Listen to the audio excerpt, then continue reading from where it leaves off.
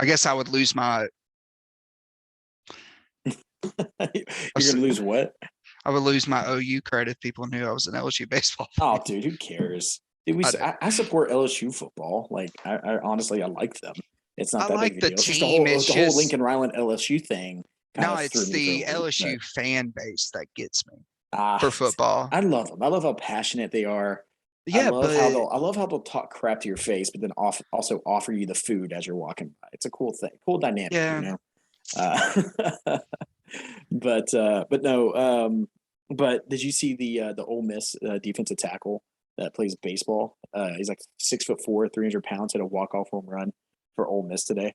Just straight I'll up have to obliterated it, I'll dude. have to check it out, man. That sounds very interesting. But no, dude, he's a freaking behemoth. Like he looks like I Frank can't. Thomas at the plate. I know, but I'm just ready for SEC baseball to start because there's nothing else like it. Like Mhm. it's it's unreal that I can sit there and watch LSU put up 15 runs a game against Towns in Maine. They get their ass beat by Tech, but that's another story. um, but the pitching that comes out of the SEC, it's unreal. Like you saw it Yeah. last year, LSU had the bats hot as I've ever seen LSU had the bats hot, and then all of a sudden they get to SEC play and they can't hit the right side of the barn.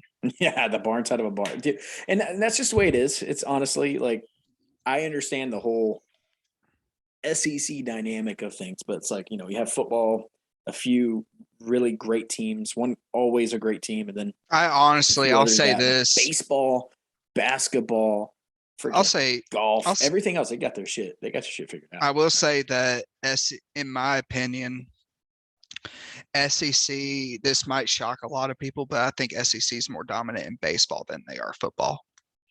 Yeah, well, I agree with that. I do agree with that. But it's funny. I see in basketball though. I see the tides changing to the Big 12. You know, becoming like Yep, the powerhouse of that that. is You true. know, you have That the is true. ACC and the Big 10. Now March you got, Madness is coming, oh my god, baby. dude. Well, okay. Well, how awesome is it that every single year for us, my birthday on the 16th, yours on the 19th, is always right at the beginning or like the first First second. Saturday of Oh, dude. March Madness this year's birthday. Let's go. Dude, every single year, take off that Thursday and Friday from school. I'm doing that for freaking work this week, taking off one of those days, probably that Friday to watch March Madness, dude. It's just so cool because it's, you know, always on our birthday. Man, it's just something that's always been special to us. I love it. But no, basketball's freaking March Madness is coming up. We're gonna be doing a group bracket. That's gonna be pretty dope. But you know, one thing about basketball, I've been watching. I'm not gonna say I've been watching all year long. I've honestly been paying attention closely these probably past 2.5 weeks now. Yeah, And once Super Bowl was over, that's really when I picked it up. yeah, I actually picked it up more towards one. I started picking it up once the national championship for football was over. That yeah, honestly, I believe that was a great game in my opinion. It yeah. really showed how far OU has to go to get to that level Hmm. because the speed that was just on the field was Hmm. unreal. Yeah, But back to what I was saying, I'm just excited that SEC is taking things a lot more serious than just football because you're right. The basketball has stepped it up tremendously, and that will only help OU out in all other sports too when it comes yeah, to which I'm really excited. OU's definitely going to have to update their baseball field, their baseball facilities, because like I said, I think the baseball in the SEC is more dominant than football. yeah, for sure. But the one thing about going back to the basketball aspect of it is the SEC. It's always been like Kentucky and more recently like Alabama being a lot more prominent there. But if have you seen who the favorite is to win everything this year right now? If you had to guess, but it's not Gonzaga. Kentucky. I saw this the other day, and no, it wasn't Kentucky. Yeah, well, I looked it up today, and it was When Kentucky at when God, I think it was 125. last time I looked at it, it's been a couple of days, but Purdue was up Mm-hmm. there, Yeah, which is one of my teams I think is actually gonna do a lot of damage. Yeah. I But think Kansas, Kentucky, Purdue, and of course Gonzaga is going to be there with, they still have Timmy, but then this freaking Chet Holmgren guy that they have, like, holy crap, that guy. I mean, as much as a lot of people would hate to see it, I would not be surprised at all if Paulo Branquero and Duke actually make a solid run, because they have, in my eyes, the only thing that's going to beat them is one of these big men. You got Kessler from Auburn. You got what's the guy from Purdue? Etsu, I think. I don't know how to pronounce it, to be honest. Do you with know the I know who you're 7'5" talking guy? about. Yeah, I know who you're talking Anybody that, and of course Gonzaga with their big guy. Anybody who has a big, Drew tall Timme, freak Chet like Holmgren. that. Well, you got Drew Timme, who's I would say he's probably 6'9" to 7 foot. I'm not But not you exactly take sure. away that height, and Duke's the all-around most complete team I've seen so far out of what I've seen. My pick, if I had to guess it right now, again, I'm going to fill out the bracket. It's going to be something completely different, right? But I would think Kentucky would probably win it from what I've seen. But I think my dark horse is actually going to be Texas Tech. The way that they've been going around and sitting there and just beating the crap out of all these people. That's my pick as my dark horse. Dude, they got the freaking chip on their shoulder. I know. I can see why you do, right? It's because their freaking coach who set them into their defense, man. Defense, right? But that Chris Beard, dude, he's one of those guys. And again, what he did was like, I understand why they're pissed off. Like, because Oklahoma can kind of understand. We can relate. We can relate. Can't. But Chris Beard literally set I know it's only the first year out, but he has set that platform to where or that foundation, I guess you can say, to where it's completely secure, to where he's gone and they're still just as good as they were, if not maybe a little bit better. You know what I mean? So, I will say this. I don't know if I'm as sold as some people are on Auburn, because I watched them play Arkansas. That's another team I'm very bullish on, as Arkansas this year too.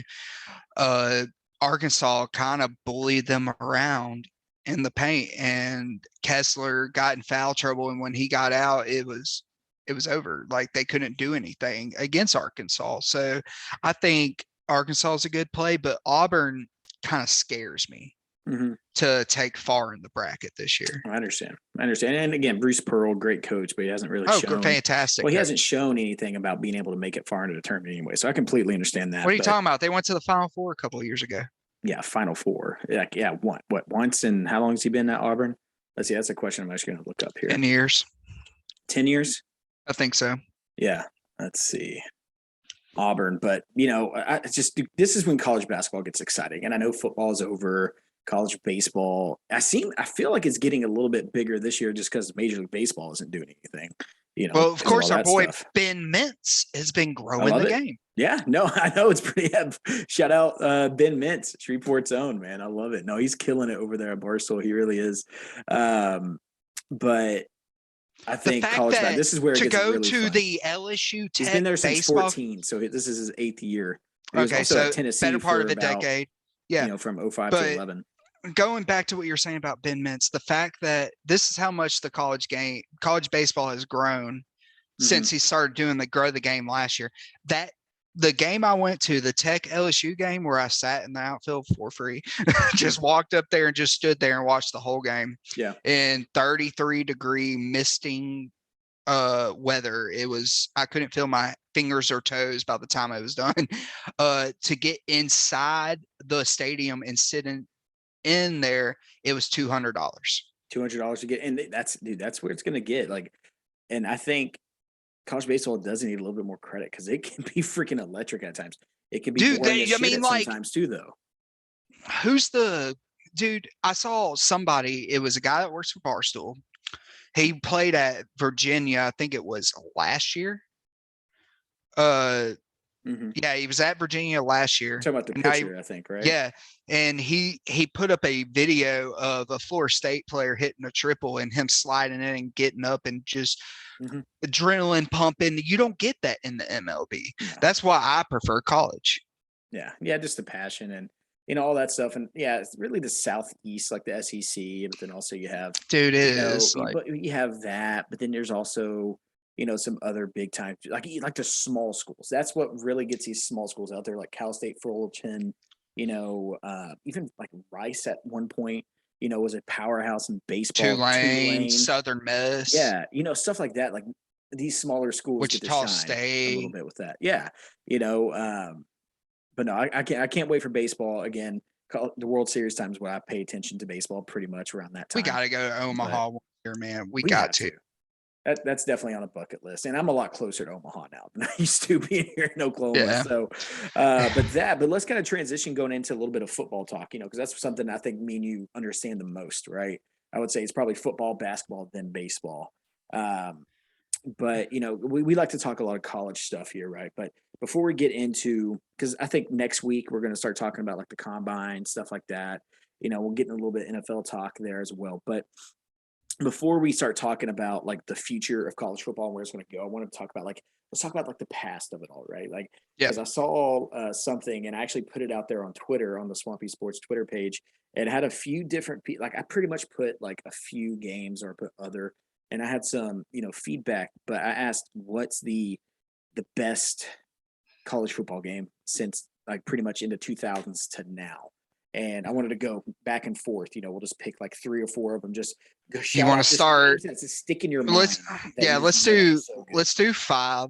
Okay. And we'll start. Do you want to go 5-1 or could we? I Now guess let's we could start off with start at. like it doesn't have to be like number one. Let's Okay. just start naming them off because I have a feeling we're probably gonna have the same ones at some points. So let's just keep Well, going, kind of like a all draft right. My situation. my number one was 2005 USC Texas. Okay. Great. Yeah, Best. that's definitely Best. on mine. I mean, The the best football amount game of ever played. NFL talent that Yes. was on there, It was insane. and the fact that it was back and forth, back and forth, back and forth. Yeah, no, that the Vince Young, dude, oh my God, Vince Young, Lindell White and Reggie who was Bush, the running back for Texas at the time?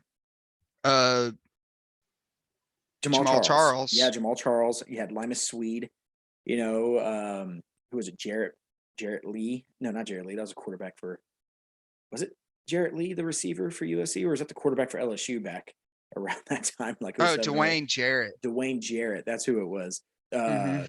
So him, and then you had freaking, who was a linebacking core for USC? Brian Cushing.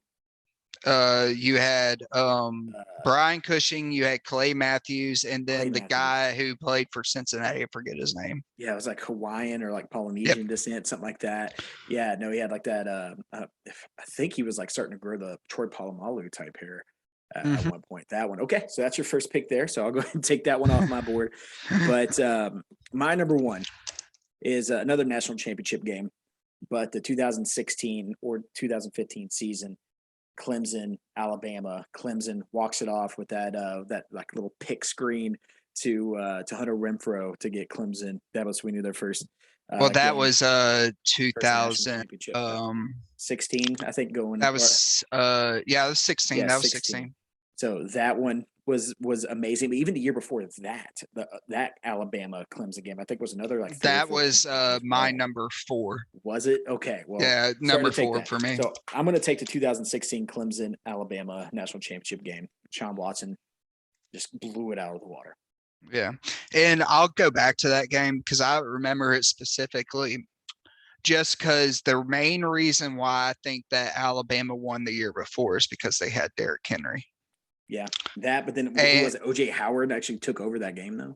Yeah, but what I'm saying is his being able to pound the rock forced Clemson to respect the run game, which opened up the pass game for Bama. So that was the key factor. They had Derrick Henry. And if you go back and watch that game where Clemson actually did end up beating Bama with Deshaun Watson throwing to Hunter Renfro, Bo Scarborough got hurt in that first half. Yep. Broke his leg. So I strongly believe if they would have had Bo Scarborough, that game might have been different. Maybe. Yeah. All right. Here you go. Number 2. My second one, as much as it pains me to say this, because Oklahoma should have been playing in this game, but I got to go 2017 Bama, Georgia. National championship game. Oh, okay. See, I thought you were going to bring up the Oklahoma, Georgia game. Oh That man, I okay. didn't. No, I didn't even put Yeah. that game on Yeah, here. no, we're not talking about that one. But Okay. 2017 Bama Georgia, the fact that Nick Saban's had the kahunas Mm-hmm. Yeah, the to balls. go He did. to drop a guy that had won him, was it 26 games in a 26 games, and he had the cojones to drop him and Say go with balls, a nuts. Say whatever, man. You're good. yeah. He he had the balls to go to his backup quarterback, and with that comeback, it was electric. I stayed up and watched the whole thing. Could not believe it was happening. Oh yeah, I just remember the pass. I can like, and again, I've seen the highlights, but I can just remember my reaction because I was. This is yeah. Say what you want about me. I was living at my parents' house at that time, right? But I remember sitting. I was the only one up, and I remember sitting there, and I was sitting on the couch, and I was just like, okay. I saw him drop back the pass, but I saw him just cock back, and I thought to myself, holy crap, and freaking landed it. And again, that was Devontae Smith's freshman year. That Yep. dude wide open in the corner, like just caught it stride into the end zone. I was like, holy crap! Like that was insane. So okay, gotcha. All right, so Alabama, Georgia. Um, Next one I'm going to take is a pretty kind of controversial ending. A lot of missed penalties, or some say could have gone the other way. Definitely the NCAA football. I think '03 game or '04 game had this on as like a classic to like change the course of history. But the 2003 Fiesta Bowl, Ohio State versus Miami, that double overtime Yep. game. Great Ohio State, game. Great game. I will say probably the greatest college football team, probably behind the 2020 LSU I, team. man, But I would 31-24 Ohio State winning in two overtimes. That was I would pay. I actually still remember watching that game, even though I was I can what, tell you right now, I would 7? pay $1,000 for a ticket to go and watch 2019 LSU play against '01 Miami. Yeah, I'd I pay would close pay to that. $1,000 to watch that for sure. I'd probably go. I'd probably be there with you, to be honest. That would have been a badass game. But Yeah. I think Miami would come out. To be honest with you, I really do. Um, but that again, that's another like loaded NFL roster game. Again, more on that Miami side that people know of, but also Ohio State, Jim Tressel, all that stuff. So cool. All right, keep going. This is your third. All right. So number 3. Now, I don't know why, but this game had no scoring whatsoever. I'm going with 2011 Bama LSU, the first time they played. When I tell you that I had never been more entertained by no offense than I had ever been in my life, I was just so amazed of how Alabama was able to move the ball seemingly at will with Trent Richardson the whole game. But when they got to the red zone, LSU's defense bowed up and made the plays they had to make to win the game. And Yep. it will go down as, I believe, the game with the most NFL talent I'd ever seen on one It's field. probably up there as well. And again, I feel like there's a common denominator between these games that we're picking. More One of NFL it is talent the NFL talent that's on the field for sure. Yeah. But my next one might not be that actually. Okay, it probably was. All right. But this is just one of those games that has always stuck in my mind of being such a great game that I even had this game. You remember the iPods that they had before the iPod Touch with the scroll thing that you can download? I know what you're full about games, to right? say. I You know what know you're about to exactly what I'm say. talking about. 2006, Ohio State, Michigan, where Ohio State Great wins game. 42-39. Troy Smith, the Heisman Trophy winner for that year, probably one of the most forgotten Heisman Trophy winners of all time. He had one of the craziest, probably the smoothest fake handoff I've ever seen in that game, and just bombs it downfield. But dude, that Ohio State was 1, Michigan was 2, or vice versa. I can't remember. Yep. It was But 1-2. yeah, and those two just came in. I remember the hype that whole week, Oh, just yeah. going in. And we're living in Louisiana, and some odd reason we gave a crap about it, right? And again, this is us when we're like 11, or at least I'm 11. You're like 13. And for some odd reason, again, sports has just always been our thing. I was so hyped for this game, and it was just the greatest. Like that's like one of the games that has stayed in my mind all my life, and I think about it every now and then, especially that fake handoff. So 2006 Ohio State, Michigan. Who was it? Chad Henne, Chad Henne, Josh Hart on the Michigan side, but then you also had Mario Manningham on the Mario Michigan Manning. But then Ohio side. State, you had Troy Smith, and then you had Ted Ginn Jr., and then who was the other one? Is it Antonio Holmes? Santonio San Antonio Holmes. Holmes for Ohio State as well. So that passing game was freaking incredible. To be honest, I was 11 paying attention to the offense, didn't care about defense back then, but that's definitely my third pick there. They had Ohio State had James Laurinaitis as their middle linebacker. Larry, I was actually trying to think about him the other day. I was trying to think of who it Yep. was. Yeah, dude, that dude was a baller. Mm-hmm. Oh, he was a dog. Well, I've already said my fourth one was the Bama Clemson game where Bama actually won in 2015. That was my fourth one. Gotcha. Okay. So a year before Watson and Before Clemson. Watson actually won. Yeah, I thought that the 2015 game was way better than the 2016 game on the sole fact, like I brought up earlier, where I thought that Bo Scarborough going out of the game had a huge effect on the outcome. I see it. It was my opinion. That's just my injuries opinion. tore that dude down, man. Yeah. I mean that he was destined for greatness, I think. Yeah. But okay. Awesome. So I'm gonna go ahead and just gonna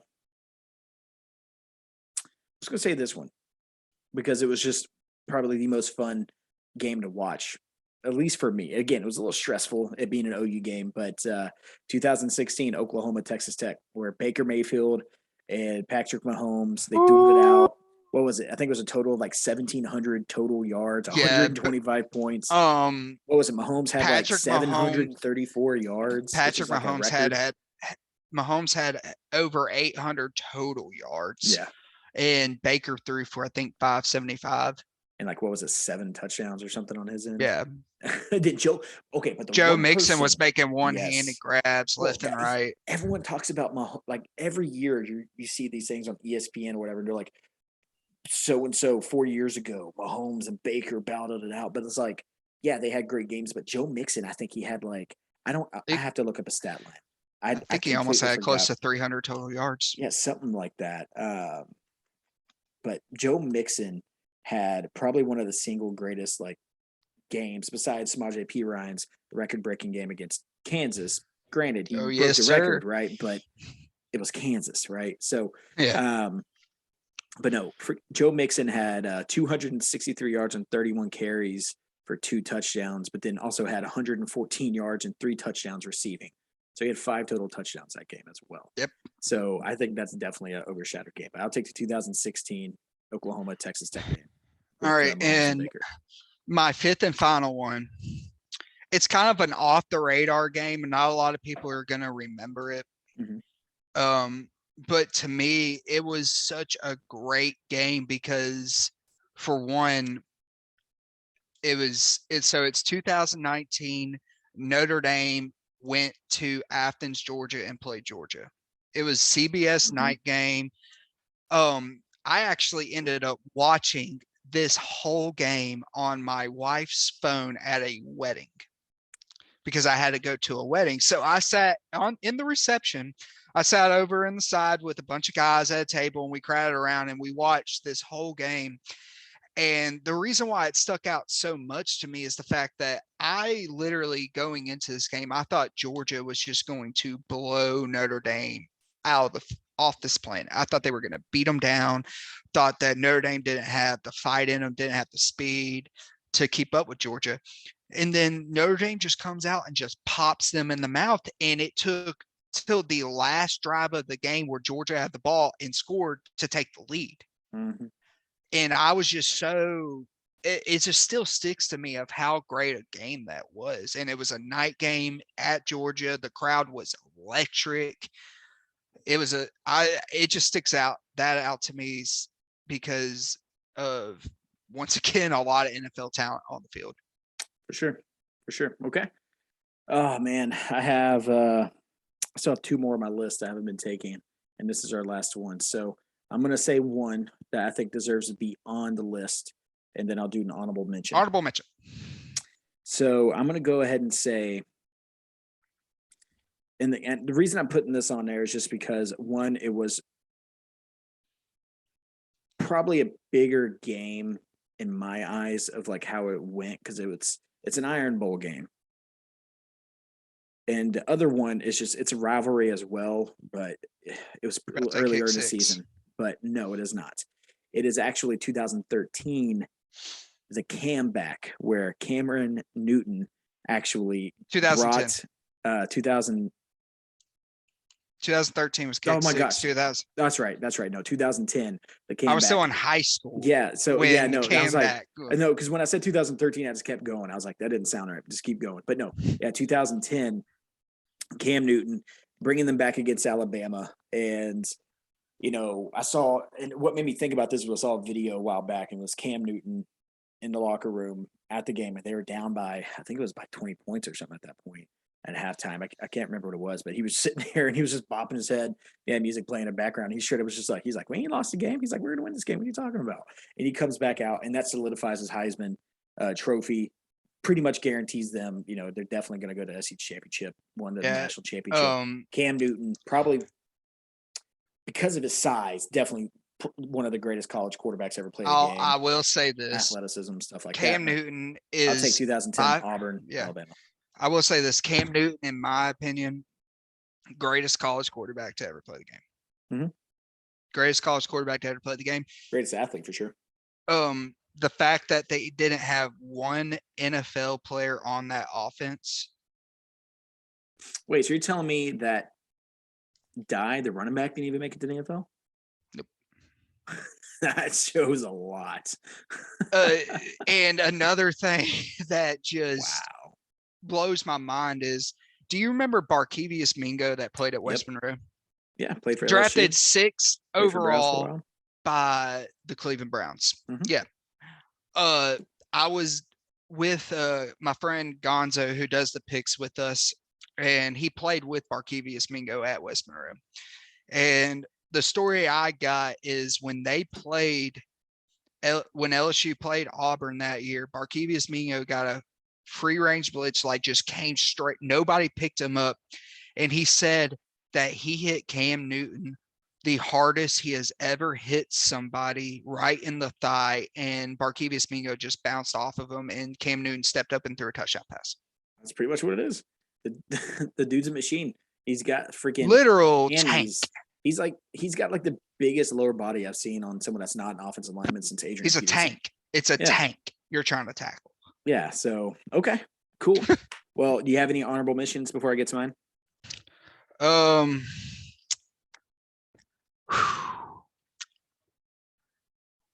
I really don't, because there's just so many games. It's so hard to pick. So hard. I understand. Yeah. And again, I put like 5 or 6 down thinking you'd probably take some of mine, which somehow we didn't, which I'm surprised about. But yeah. But no, I am going with the 2008 Texas game. Number 7 Texas Tech versus number 1 Texas. Wow, I can't believe I forgot about that game. To Michael Crabtree. Oh, dude, that is like the fact that it was supposed to be an out route to go out of bounds. He catches it and spins off 2 defenders right at the edge of the sideline and then runs into the end zone. It was amazing. Sits there and knocks off number 1 Texas, which for us was exhilarating, but then also just seeing them go down. But then I feel like that's when the entire country just started shifting towards Texas Tech. And then we won't get into the later part of the season when Oklahoma just blows the living dog crap out of them. They say that the stadium hasn't been that loud since. So. Oh my gosh! Well, I don't. That was crazy. Like that was such a great game as well. Michael Crabtree, Graham Harrell. That's back when Colt McCoy was on the team for Texas. Was it what the Shipley, the first Shipley brother, I believe. What was it? Jordan Shipley. Yep. I think it was the first one. It was just great seeing the number one team in Texas being brought down on a game-winning touchdown, just the way it ended. That's my honorable mention there for sure. So I love that. But cool, dude. I love going into the past there, but talking about that, we'll do a lot more of those, like top 5, drafts, stuff like that, different things here during the off season. But one thing we're definitely going to talk about is kind of the future of college football, what it's going to look like. Because there's so many things going on right now, like an opt-outs at the end of the year, NIL, transfer portal. a new SEC coming into the works in the next couple of years, stuff like that. But JD, you were actually texting me something while I was at Disney World, so I was trying to kind of understand what you were saying at the same time, but I was a little confused. But I wanted you to kind of just go over, because you said you had some ideas that you've heard about, like making the bowl games at the beginning of the year or All right, something. so this is a thought I've had for a while, and I think it would be great. It came about this thought process came about when the term meaningless bowl game became a thing because Mm-hmm. ESPN was pushing who's in the playoff, who's in the playoff. Guess what? You have Christian McCaffrey now opting out of the Sun Bowl, which wasn't that terrible of a bowl, but it wasn't a New Year's Six bowl. But now you have kids opting out of New Year's Six bowls, Yep. which I'm like, how are you going to opt out of that? But I understand. I understand it. I understand what's been happening. So my thought process to keep the bowl games relevant. Yeah. Now, from what my understanding is that one of the main contributors to the reason why the playoff will not be expanded right now is because the Rose Bowl and the Sugar Bowl are not owned by ESPN. So they get to dictate when their games are played Mm-hmm. under this current format. So my thought process is, why don't we allow the Rose Bowl, so Los Angeles and New Orleans, to be permanent playoff spots, permanent playoff semifinal location games for an expanded 12-team playoff. All the first two rounds, in my opinion, should be played at on campus sites. Mm-hmm. So you deal with the Rose Bowl and the Sugar Bowl that way, and you hold it on New Year's Day so they can have it on New Year's Day the way they want to intend to have it. So Mm-hmm. yes, you got a question? Well, I was going to say, think about it this way though. A big thing about like these postseason games, right? Even the playoffs, bowl games, stuff like that. Yeah. A lot of it is both teams get paid to go to these bowl games, but if you have them at at campus stadiums, will the away team still get paid normally as if it was just an away game? Like, say, if it was like a non-conference game coming in, would that be the Oh, are same? you talking about for the Because preseason I'm or the talking, first season? I'm talking about for the first round of the playoff where you said they should played in like on campus. So like, let's say if Oh, what would LSU happen? goes Yeah, to so no, what would Notre happen Dame. is they would get paid the same that they would for a playoff game, a Gotcha. playoff appearance. Gotcha. Okay. So yeah, first two rounds on campus. Mm-hmm. Semifinals, you do the Rose Bowl and the Sugar Bowl. New Year's Day, so the Rose Bowl can have that 5 p.m. sunset thing they like to have in the Mm-hmm. parade and everything. So you have that, and then you bid out the national championship like you're already doing right now. But what I was getting at with moving the bowls to Labor Day weekend, you don't get any opt outs on the first game of the year. Two, you get a hell of a lot of great opening weekend matchups. Think about it. 2 years ago, when Florida and Oklahoma played in the Cotton Bowl, think about, instead of having that game played where half of Dan Mullen's complaining about his roster, he wouldn't have had anything to complain about or give as an excuse for why Oklahoma beat his teeth in, if it's the first weekend of the year and it's Florida, Georgia, and Dallas. Florida, Oklahoma. Florida, Oklahoma, and Okay. sorry, Making sure. I was Florida, like, no, that's Oklahoma, always and in Dallas. Jacksonville. But you know what I mean. Okay. So think about that.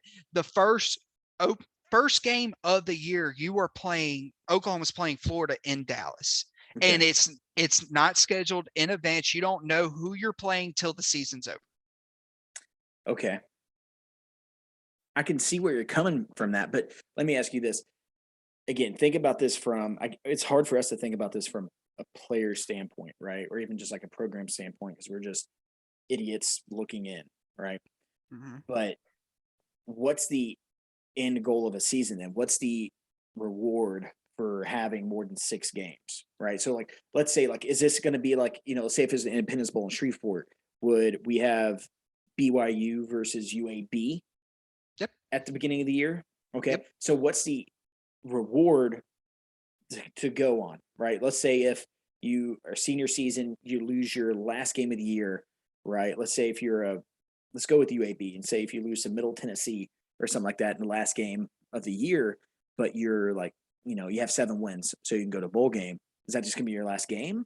Like, what do you do at Yeah, that that's point? 'Cause just your last game. I think that takes a lot away from what college football is all Well, about. what's going on right now, Dylan? We're having games that are being played by, yes, you want that, the coaches want that extra practices to develop guys, but we're not getting quality games like with the best athletes on the field that these Okay. teams have to offer. Okay. But let's think about it from his fan perspective as well. Is so the only postseason games we'll have would be the playoffs. Yeah. Okay. There's like normal professional leagues, which is pretty much what the We're NCAA is already turning into. going in Right. that direction anyway. Exactly. So I see that. But it's different when you have 32 teams compared to what, like 120 or 130. I can't remember, 127, I think. 131 now. There's 131 now, other teams there. So it's like you have to think about. So it's 4 teams right now compared to Well, 131 Dylan, teams. this is for when the playoff expands to 12. Okay, so 12 teams can, then you have the other 117 or whatever it's going to be, right? I'm not terrible at math, but I don't think that I understand the whole. I think there's other ways around this whole opting out thing. I think it's just things we're going to have to live with because I think if you do that, what's going to keep let's say if Oklahoma State, has one of the top, say if like they had a couple years ago, they had Shuba Hubbard and Tyrone Wallace, right? Let's say if there's a school that has like a top receiver running back combo and they have 9 wins on the season, right? Because the rest of the team just was not as good as them. What's going to stop them, from say if Oklahoma doesn't play Oklahoma State again, there's not another Bedlam. What's going to stop them from opting out in week 11 or 12? NFL scouts telling them that your draft stock's going to take a hit. Okay, so why don't they tell them that when it's the bowl game? Because it's an exhibition. Okay, but what's the difference between just dropping out on the last game of the season? I see what you're saying. And the last game of the season. Well, by this time, if this does go into fruition, won't the schools be paying players by that time anyway? Not the way you're thinking, because that's like the one rule in the NIL thing is that the schools can't make the NIL deals for the players. They have to pretty much do it on outside sources, pretty much. Yeah. So that's like the only thing that sucks. But I just don't. I just want to keep. And again, I'm only 26, but I definitely have that old school mentality of like bowl games are supposed to mean something. And I think it's getting to the point to where only bowl games actually mean stuff to mid-major conferences. So if it's like Big 12, Pac-12, but they might matter for the Pac-12 actually. But the other 3 conferences or whatever, or 4 conferences, they really don't care. But if you're Middle Tennessee and you get to go to the freaking Army Military Bowl or something like that, dude, it's gonna be pretty awesome because that's gonna be your last game. I mean, okay, so I also have another theory of like what possibly could end up happening because of what the fallout from the playoff expansion talk. Mm-hmm. Greg Sankey's not happy that this thing did not get it. Greg Sankey, for everyone who doesn't know, is the SEC. Yes, he's the SEC commissioner. Yeah. He's not happy because they couldn't come to an agreement. And he's already said, I don't know if we're going to be up for expansion when it comes back around. So that's already got me thinking that if by the time expansion talk comes around again, he might just say, you know what, we're picking up and y'all are Division II now. We're Division I. I'm making my own league. He's going to take Clemson. He's going to take Florida State. He'll take Notre Dame. And guess who's going to fall in line right there with them because they have the money? It's the Big Ten. And guess what I think is going to happen? You're going to take the top 32 teams in college football, and they will be part of the Big Ten, the SEC, and they will be their own division. And we could keep the bowl games at the end of the year, and you got some regulation going on where Vanderbilt has to play let's say Central Florida or Cincinnati, and they get their teeth kicked in. Well, Vanderbilt drops out of the Big Ten SEC Division One, and guess what? Cincinnati gets brought back up in there. Yeah, and I understand. Well, with them going to the Big 12, I'm sure they'll be going into that as well. But if I agree with you, I think that's the only way we keep. And again, me being the old school guy here is if we create, because again, it's gonna be insulting if you tell freaking, let's say, let me ask you this: would the American Conference be going, or they stay in the group of five? Because they call themselves, they do like they have like the thing on the back of their helmet says, P6, which means Power Six, But Yeah, okay, go play in the SEC okay. and tell Well, no, me I'm if asking you, in your mind, in this whole thing, so the American Conference is not going. no.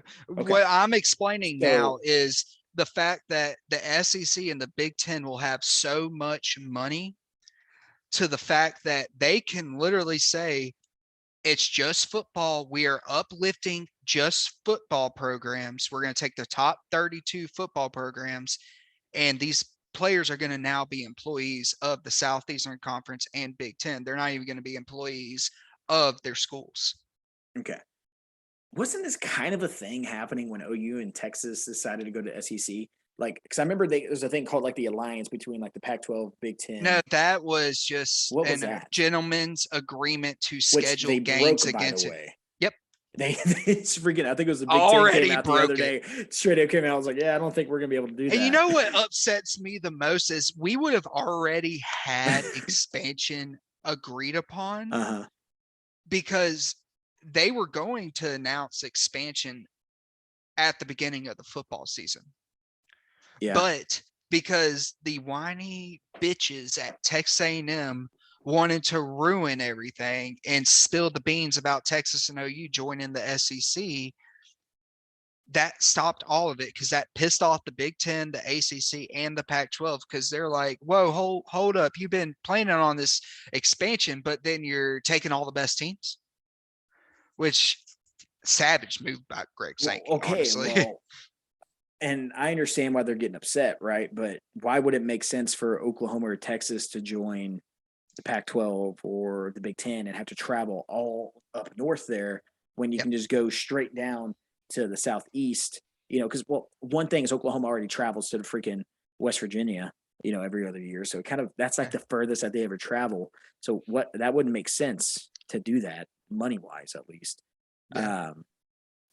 Conferences are not even regional anymore. It's, I don't know. I think it does need to kind of be. I feel like I agree with kind of what you're saying. Is I don't agree it should happen, but I agree it's probably what's going to work best. Is you do get the Power Five teams pretty much being they're not going to call themselves Division One because because what I was going to say earlier, it's going to be a little insulting to the rest of the college football community, like like the MAC, Pac-12 stuff like that. People who get offers from If those they say, schools, yeah, because like high schooler kids, if you think about the kids in high school, if they get an offer from Toledo or it's say D1. Memphis or something like that, they're like, hey, I'm a D1 athlete, right? But at that point, if they change it, it'll be like, no one calls themselves like D2 athlete. Like again, like all respect to D2, D3 athletes, right? Like because you're doing something I couldn't do, so I'm not talking crap on you at all, No, not at right? all.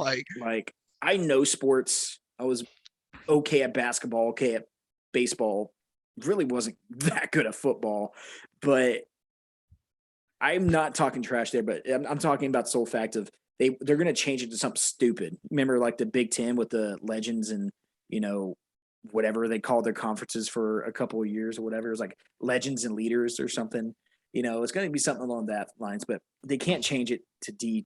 There's no way they can call people who get a freaking football scholarship to, University of South Florida, the freaking a D2 athlete. You can't do that. So I don't know what they're going to change to, but I feel like that's what they're going to have to do is that the Power Five is going to become its own thing, have their own national champion. Mm-hmm. But I do think it's a good idea to give, MAC, Mountain West, American, American would be the new powerhouse of that, division. And to give them their own national champion. Yeah, I think that'd be pretty cool. And honestly, I think if you do separate the group of five and the Power 5, Mhm. I think I've told you this before. I believe to give the group of five their own separate window for opportunity of being viewed, have them play on Tuesday and Wednesday nights.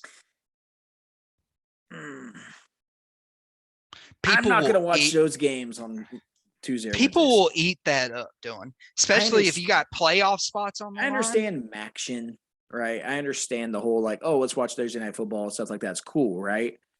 Yeah. But think about it this way too. Even on the biggest platform, like I don't care what anyone says, the NFL is still bigger than college football.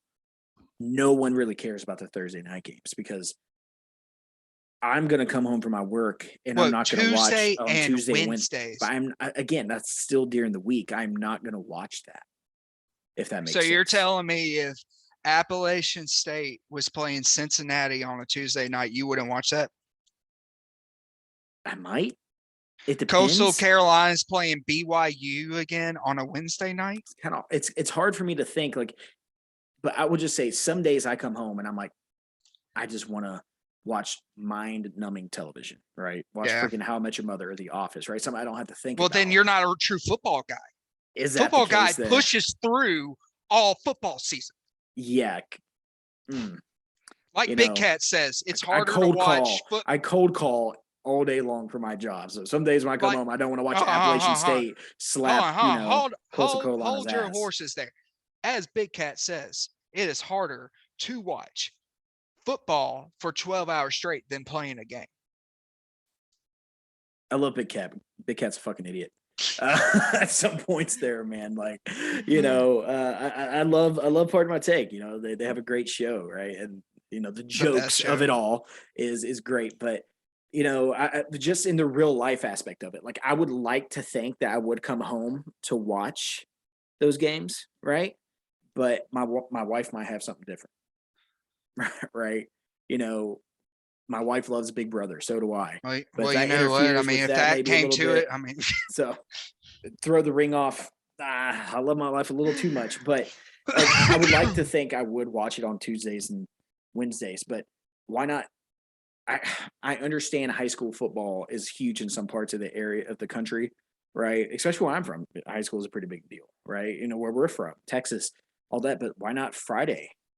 But I still don't understand the thing of like, still can't be on Saturdays. I know, but you have all these. You have the reason why these are all the networks you have: CBS, NBC, Fox, ESPN, which is ABC, pretty much. But then you also have all these streaming services that you can stream all these, like ESPN Plus. You have all those games that you can just still stream on, like just Saturday during the day, right? That's what freaking Division 2, Division 3 do is they play during the day most of the time. But what I was getting at is the reason why I put them at Tuesday and Wednesday night is because nobody, unless you are just a die-hard Rice Owl fan, you are not watching the Rice game when Alabama's playing Oregon. Well, yeah, I 100% agree with that. That's why I'm saying. Like, that's why I said no Saturdays, play Tuesdays and Wednesdays. Well, at this point, why not make Division 2 spring football? I've actually thought instead of spring games, why don't the Power Five scrimmage the group of five and sell tickets to it?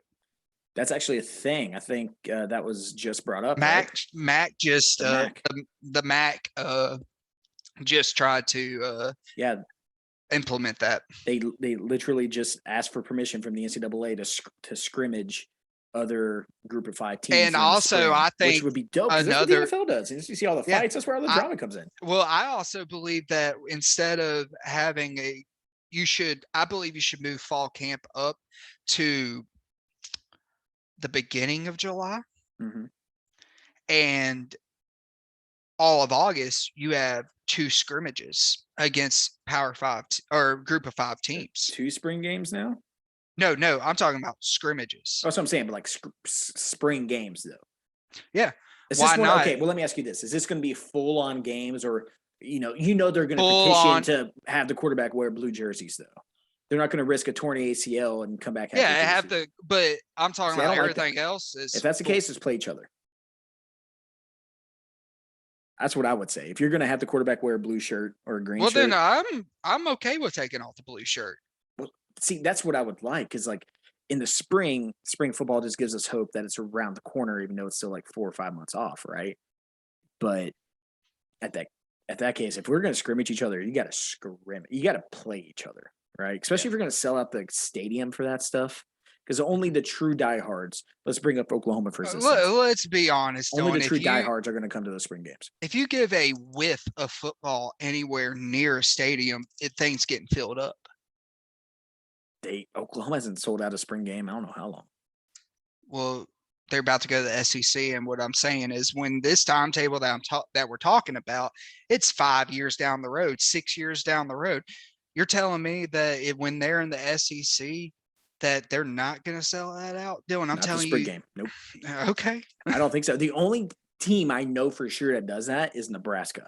And that's because Alabama does it. LSU Alabama, does it. I don't Florida, know about LSU. Georgia, all of them do. All of them do. I'm gonna look that up. I'm gonna look it up. You may be right, and I will admit if I was wrong. But the only person I was thinking Bama probably does, and probably A&M, because A&M is Georgia the most does. I know place. for sure. I know, but Nebraska is the only other place I've seen do that. But I'm gonna look that up. We'll talk about that on the next one, but because we are running out of time here. But football just needs to get here because I know it's just been over, but we're just going over these things now. But next episode we're going to be talking like the combine, right? We're going to be going over the combine results there, but we're also going to talk about getting ready for March Madness. Yeah, we're going to get ready for March Madness. But another thing I want to talk to you about is the new look SEC in the next couple of years and the options that have been thrown out there and where Oklahoma and Texas is going to be. If they're going to switch things up like East, West, if they're going to have certain pods and stuff like that. Because I saw a diagram the other day. That's pretty interesting. I want to talk about that in the next episode when we have a lot more time to go over that. But I'm excited. March Madness is going to be awesome. We'll kind of release the details for the group bracket that we're going to have. Maybe we'll have some prizes, for the top winner. We'll see. But if I win myself, I'll just make sure, we'll do something. I'm not sure because I know I'm going to win. So, but other than that, JD, before we end it, you got anything else? Boomer Sooner to everybody, and I can't wait for football to be back already. Yeah, football back, but we're going to enjoy basketball, and we'll see how big baseball goes because college baseball is so cool.